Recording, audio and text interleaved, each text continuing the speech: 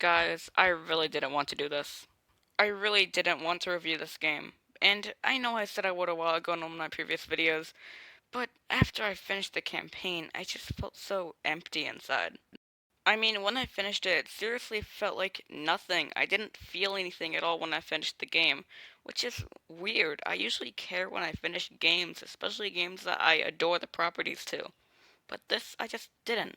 I know that was a relatively negative start, but I felt like I had to get my feelings about the game overall before I got into the full thing. That way you guys can get my negative attitude throughout the entire video.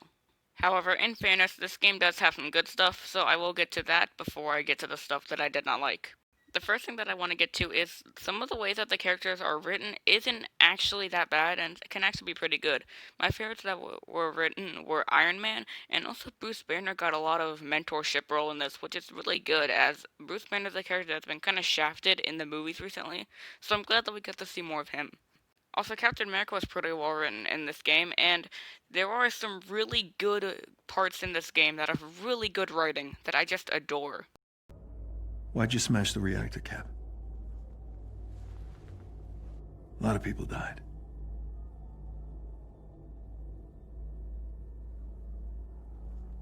Tony, there was something buried deep beneath the bay. Somehow linked to the reactor, working its way to the surface every minute. It's the earthquake. I had to do something. The entire San Andreas fault was about to blow. The ocean would have consumed the city. Millions would have died. As a huge fan of these characters, I really adored this moment. Another thing that I loved was the conflict between Tony and Bruce. They usually are just buddy buddies in the movies and the comics, so it's cool seeing them have a really big conflict between the two. And this leads to what is, in my opinion, the best written part about the game. Do the Avengers pose a danger to society? That was the question, Bruce. That was the question. Our two characters are clearly very guilty over the events of A-Day, and they show it in different ways. More onto Stark, the voice actor that plays him actually does a really good job at making the character his own, despite being completely different from Robert Downey Jr. The character in terms of humor isn't like the pop culture references for Stark in the MCU movies. Instead, it's more based off the circumstances about the scene. It was. Hey, back off! Hi, I'm sorry. Who are you? So, unless you have some kind of astounding proof, I suggest you both get off my land. What is that? Proof. It's basic humor that really works, as I noticed that Tony Stark was treated with a lot of respect in this, and so is Bruce Banner, but I almost wish this was just an Iron Man game, because there was a huge bias towards him. Another compliment I can give is that in the final battle, it was mostly really fun in a lot of areas, because that's when the game started throwing almost everything that you've learned from the previous parts of the game at you, and this results for the game being mostly fun except in a few areas, which I will get to later. And it had what I wanted in this game, your Avenger friends helping you out to get to the main objective and helping you during the fight with like platforming and all that.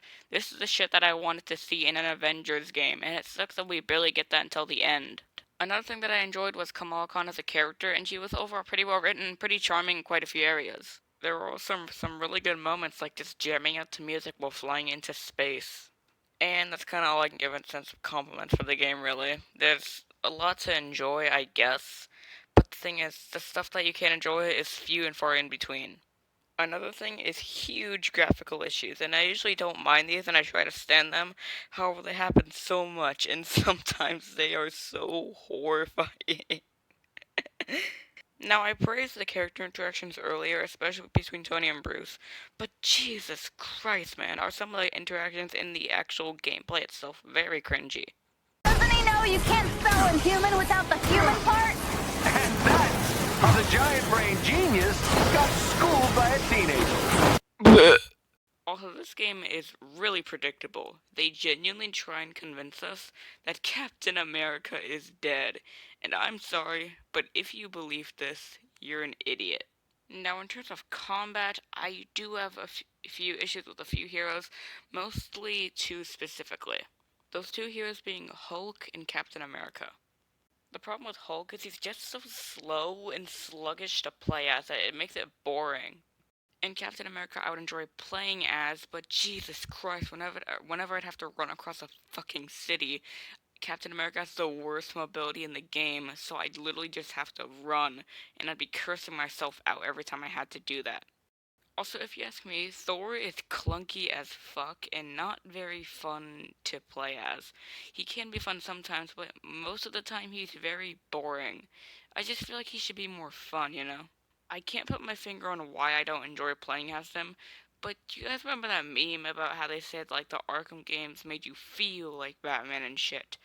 Well, they did, and I get that was a meme, but I wish that this game made me feel like Thor, feel like Captain America. It just doesn't really. The only character that makes me feel as is Iron Man. Another thing that I didn't like was his treatment of Dr. Hank Pym. I'm a huge fan of him in the comics, and they gave us a really flimsy explanation for why he couldn't shrink in this movie, and it's honestly really stupid. Also, it's honestly insulting how little boss fights there are in this game. From what I remember, there's like four. First is Abomination, then you fight Monica, then you fight a robot tank, and finally it's the final boss. This is the least amount of bosses I've ever seen in a superhero game, and hell, probably the least amount of bosses in a game that's come out this year. Although that's not saying much to be honest.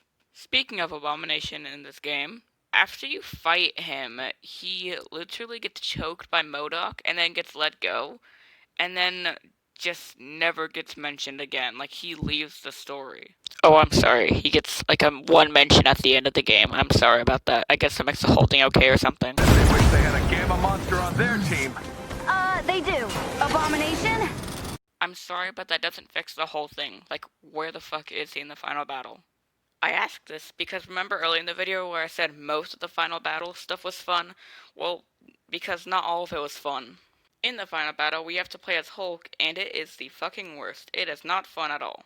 The reason it's not fun is because of the reason stated earlier for why Hulk sucks. It is because he is incredibly slow. Now, something you could have done to fix this is instead of having him fight a bunch of random enemies, have him fight Abomination again. No one would really complain, and it would make the final battle a lot more fun. Finally, the repetitiveness of this game. You fight the exact same enemies every single time. You either fight aim mages with guns, jetpacks, or like maybe some rocket launcher or something. You fight the exact same 3 to 5 enemies, and none of them have a unique playstyle. All you have to do is either just block and then punch or occasionally throw something. It all takes the exact same strategy, and all you have to do is just mash one button. It doesn't make the game very engaging with its combat. It ultimately makes you not remember any of the play things that you've done, and it makes it just all around very forgettable and very repetitive. And on to the repetitive nature of it, it's the fact that you do the same objectives every single time. You either have to like capture some sort of command post or you have to like destroy something. It's always the exact same, and it's very annoying, especially with the multiplayer. One last thing, the way that you kill the final boss itself is very lame. You just literally press X and Y. It's very boring. There's no creative fight. It's not like you play as Giant Man or something, or you play as a giant Kamala Khan and you actually beat it to death. No, you just mash like 4 buttons. Now I want to do a little roundup about this real quick. The game is going to get a lot of updates. Like, I've seen articles saying that they're going to add Black Panther, new locations, and they're going to add new enemies. Which, why, yes, that would be great. I do not want this. Part of me doesn't want this. Because of the fact that I'm sick and tired of games getting saved by updates. I'm tired of games having to be saved. I want games to be good when they come out, and I'm tired of them all getting a pass by just because they get good later on. Like, I don't want to take 2 or 3 years for a game to be good. A big example is Battlefront 2. Because this game took 2 years to get it to where it should have been at launch, yet when it finally got to where it should have been at launch, they decided to cancel the development of the game and just stop updating it. That is genuinely what I think they're going to do with this game as well. They're going to add a bunch of updates, locations, characters, and just when they get the game to where it should have been at launch, and everyone's purchased the game by then because I want to see all the updates and stuff, they're going to stop developing the game. Because, again, by then they've gotten their money, and they're going to get away with it, man. They're going to get away with it. Now, something else I want to talk about is this. This is a tweet that Marvel Facts made, and also like IGN made, and all that.